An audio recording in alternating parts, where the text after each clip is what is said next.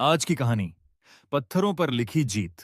घने जंगलों और ऊंचे पर्वतों के बीच बसे एक प्राचीन गुरुकुल में दूर दूर से विद्यार्थी शिक्षा लेने आते थे। उसी गुरुकुल में एक दुबला पतला शांत स्वभाव का बालक भी पढ़ता था। नाम था वृद। लेकिन बाकी बच्चों से वह बिल्कुल अलग था। जहां दूसरे शिष्य कठिन श्लोक पल भर में याद कर लेते, वहीं वृद एक साधारण पाठ भी ठीक से नहीं समझ पाता था। गुरुकुल के बच्चे उसका मजाक उड़ाते।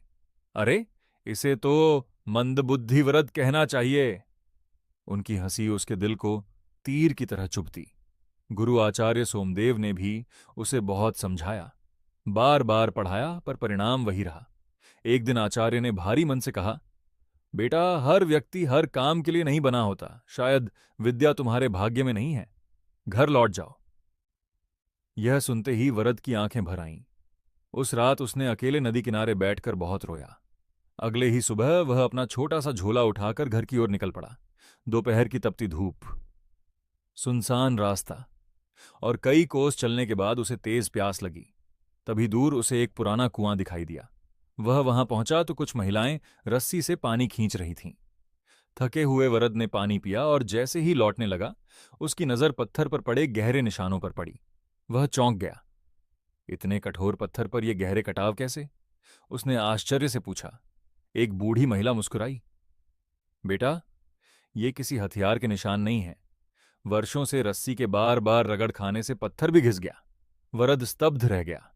उसके भीतर जैसे बिजली कौंध गई।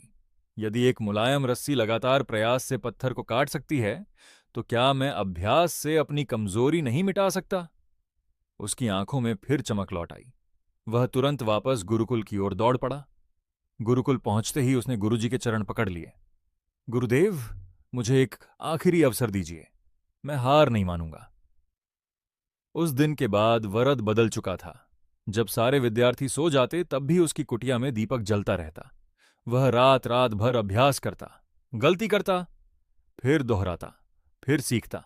धीरे धीरे शब्द उसके मित्र बनने लगे, श्लोक उसके मन में उतरने लगे। जिस बालक को सब मूर्ख समझते थे, वही अब सबसे कठिन प्रश्नों का उत्तर देने लगा।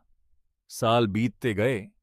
एक दिन पूरे राज्य में घोषणा हुई, महान संस्कृत आचार्य वरदराज पधार रहे हैं। वही वरद जिसे कभी गुरुकुल से निकाल दिया गया था, अब विद्या का सूर्य बन चुका था। उसके लिखे ग्रंथ दूर दूर तक पढ़े जाने लगे। राजा भी उसका सम्मान करने लगे। सभा में अपने शिष्यों को संबोधित करते हुए वरदराज ने कहा, भाग्य इंसान को अवसर देता है, लेकिन अभ्यास उसे महान बनाता है। याद रखो, लगातार गिरने वाली पानी की बूंद